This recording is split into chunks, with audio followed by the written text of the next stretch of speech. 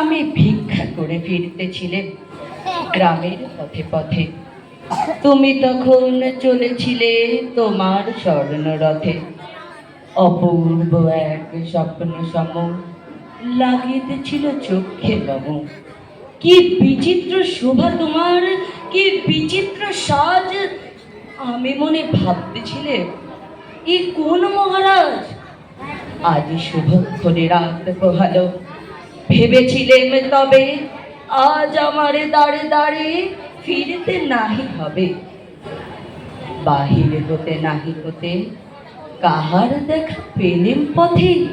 চলিতে রথ ধন ধান্য ছড়াইবে দুই ধারে।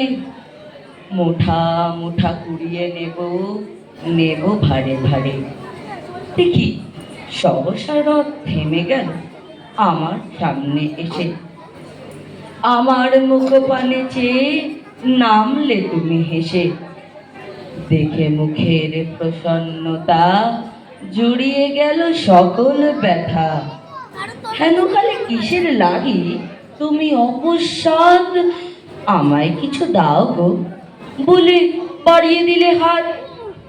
মরি এই কি কথা রাজাধিরাজ, আমায় দাও গো কিছু। শুনে ক্ষণকালের তরে রইল মাথা নিচু করে।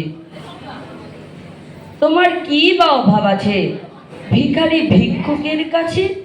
এ কেবল কৌতুকের বসে আমায় প্রবঞ্চনা।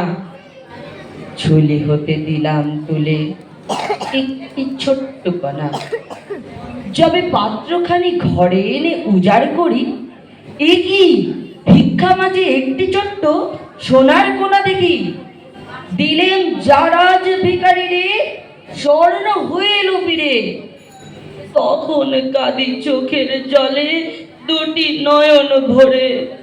আমি কেন দিইনি আমার সকল শূন্য করে। নমস্কার।